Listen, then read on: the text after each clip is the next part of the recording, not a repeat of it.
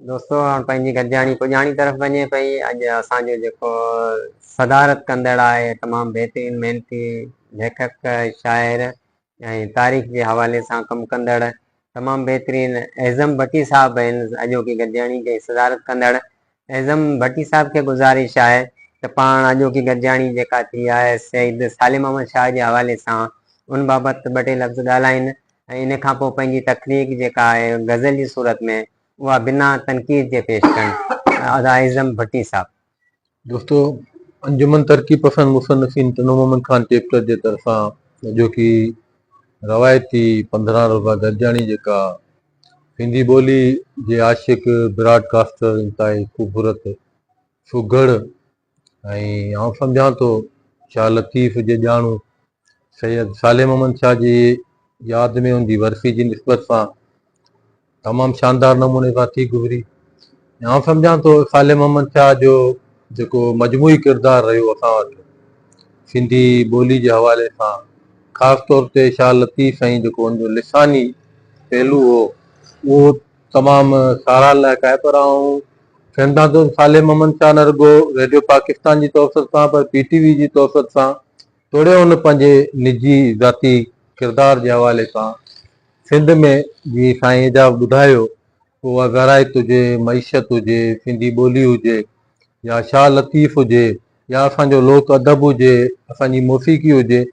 उन में हिकिड़े नस्ल जी न रुगो उन तर्जमानी कई पर असांजे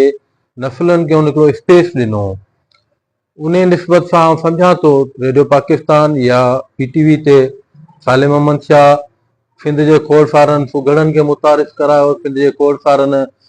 सिंधी ॿोली जे आशिकनि खे मुतारिफ़ करायो, शाह लतीफ़ जे पारखुनि खे मुतारिफ़ करायो, नई टही जे नौजवान फ़नकारनि खे मुतारिफ़ करायो। इहो हिकिड़ो जेको उनजो पॉजिटिव रोल हो, जेको उनजो किरदारु हो मजमूई तौर ते सिंधी ॿोली इल्म अदब जे हवाले सां, ख़ासि तौर ते फ़नून लतीफ़ा सां जेके बि लाॻापियल शोबा आहिनि उन हवाले सां सालिम अहमद शाह जो किरदारु सदाईं असांखे यादि रहंदो ऐं उहो इत्तिफ़ाल आहे हिकु किरदारु असांजे नई नस्ल लाइ ज़रूरु मशल राह बणिजंदो। ऐं आउं अंजुमन तरक्की पसंद मुसन्निफ़ीन तनू मोहम्मद खान चैप्टर जे सभिनी दोस्तनि खे दिलि जे गहराइनि सां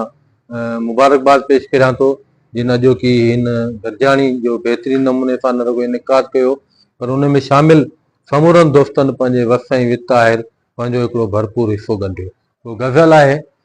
रुगो ई असां खां ख़फ़ा ई ख़फ़ा आहिनि, रुगो ई असां खां ख़फ़ा ई ख़फ़ा आहिनि, किथे को अकुल आ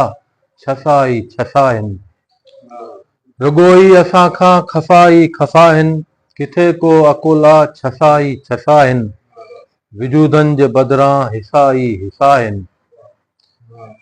वतन में गिचिन खे घुटा ई घुटा आहिनि,